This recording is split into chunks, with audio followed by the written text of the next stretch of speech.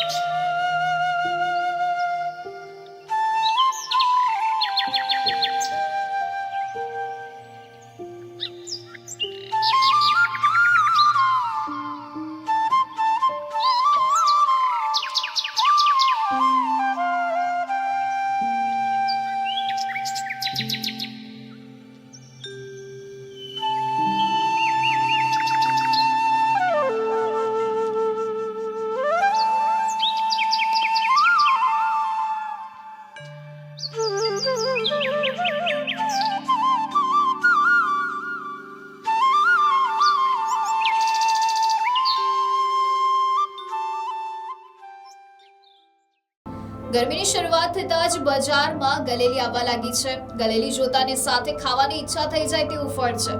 ગલેલી દેખાવમાં નારિયેળ જેવી હોય છે, પરંતુ અંદરની બનાવટ લીચી જેવી હોય છે। ગલેલી માત્ર દેખાવમાં જ નહીં પરંતુ સ્વાસ્થ્ય માટે પણ અનેક રીતે ગુણકારી છે। ગલેલીમાં ફાઇબર, વિટામિન એ અને વિટામિન કે જેવા અનેક પ્રકારના પોષક તત્વો હોય છે। ગલેલીનું સેવન કરવાથી તે શરીરને તરત હાઇડ્રેટ કરે છે અને પેટમાં ઠંડક પણ આપે છે। આમ તમે પણ મે મહિનાની ગરમીથી કંટાળી ગયા છો તો ગલેલી ખાવાનું શરૂ કરી દો। આ ભયંકર ગરમીમાં તમે ગલેલી ખાઓ છો તો પેટમાં ઠંડક થાય છે। આ ફળ સંજીવની બૂટી જેવું કામ કરે છે। તાડફળી ખાવાથી પાચન તંત્ર મજબૂત થાય છે અને સાથે જ કબજિયાત, અપચો તેમજ ગેસ જેવી સમસ્યામાંથી છુટકારો પણ મળી જાય છે। ગરમીમાં ગલેલી ખાવાથી શરીર બીમારીઓ સાથે લડવા માટે સક્ષમ થાય છે। નવસારી અને સુરત જિલ્લાની હદમાં આવેલ દેદવાસણ ગામે ગલેલીનું વધારે પ્રમાણમાં ઉત્પાદન થાય છે અને મોટે ભાગે ત્યાંથી જ અનેક વેપારીઓ ગલેલી વેચાતી લઈને ગામે ગામ તેનું વેચાણ કરતા હોય છે। અમારી સંસ્થા દેદવાસણ સુરત જિલ્લાના મહુવા તાલુકામાં આવેલું ગામ છે, જ્યાં નીરા અને ગલેલીનું ઉત્પાદન કરીને એ પ્રવૃત્તિમાં અમે કામ કરીએ છીએ। નીરો સિઝનલ છે તે રીતે ગલેલી પણ સિઝનલ છે. ગુજરાતમાં ગલેલી 2 વખત થાય છે વર્ષમાં, એક નવેમ્બર મહિનામાં પણ મળે અને એપ્રિલ મેમાં પણ મળે. ગલેલી એક ખૂબ જ પવિત્ર ફળ છે, કારણ કે એને કોઈપણ પ્રકારની પેસ્ટિસાઇડ વાપરવામાં નથી આવતી કે કોઈ પણ જાતનું એમાં કેમિકલ ફર્ટિલાઇઝર વાપરવામાં નથી આવતું, અને એક લાસ્ટ સમય સુધી જ્યારે એને કાઢવામાં આવે ત્યાં સુધી એને કોઈપણ પ્રકારના જીવજંતુ અડતા નથી, એટલે હું એને પવિત્ર ફળ કહું છું. હાલમાં મારે Gujarat natural farming science university Halol એના વીસી સાહેબ જે છે શ્રી ટીમ્બડિયા સાહેબ, એમની સાથે પણ મારે ચર્ચા ચાલુ છે. સમગ્ર ગુજરાતમાં જ્યાં જ્યાં ગલેલીનું ઉત્પાદન છે એને એક પ્લેટફોર્મ પર લાવી અને એનું વેચાણ થાય, દરેકને સારા ભાવો મળે, કારીગરોને સારા ભાવ મળે, ખેડૂતોને પણ સારા ભાવ મળે, એ માટે હું પ્રયત્નશીલ છું. અહીંયા નવસારી અને મહુવા તાલુકાની વાત કરીએ તો ખૂબ જ સારા ભાવ મળે છે, ખેડૂતોને સીધા ભાવ મળે છે. આમાં વચ્ચે કોઈ આડતીઓ નથી. ખેડૂત પોતે ઉત્પાદન કરે અને પોતે વેચાણ કરે છે. તે રીતે કારીગરો પણ પોતે ગલેલી ઉતારીને પોતે પણ વેચાણ કરી શકે છે અને સીધા એમને ભાવ મળે છે. આમાં અમારી મહેનતનું એક જ શુભ અમને પરિણામ મળ્યું છે કે આમાં કોઈ આડત્ય નથી, અને આજે પોતાની રીતે કામ કરીને ખૂબ સારી એમાંથી આવક મેળવી શકે છે, જેનાથી આખા વર્ષની એમને કમાણી થાય છે. ગલેલી એ સ્વાસ્થ્ય માટે ખૂબ જ હિતાવહ છે, ત્યારે ગલેલીનું આખા ગુજરાતમાં જ્યાં પણ ઉત્પાદન થાય છે તે તમામ ઉત્પાદન એક જ પ્લેટફોર્મ પર આવે એ બાબતે હાલમાં વિચારણા ચાલી રહી છે. તો જો આ બાબતે કોઈક સકારાત્મક પરિણામ આવે તો વાપી, વલસાડ સહિત અનેક જિલ્લામાંથી વેપારીઓ હાલ ગલેલી લેવા આવે છે અને વેચાણ પણ કરતા થયા છે. તેનો સીધો ફાયદો ગલેલી પકવતા ખેડૂતને મળી શકે તેમ છે. ગલેલી એ કુદરતી એક વસ્તુ છે. એ તાડમાંથી તાડનું એક ફ્રૂટ છે, એનાથી બહુ મોટા ફાયદા છે. એમાં પાચન શક્તિ સરસ થાય છે, પછી શરીરમાં ગરમી કાપે છે, પછી એમાં ભરપૂર બધા વિટામિનો ઘણા ભરેલા છે. ખૂબ જ મોટા ફાયદા છે એનાથી. ક્યાં ક્યાંથી લોકો આવે છે?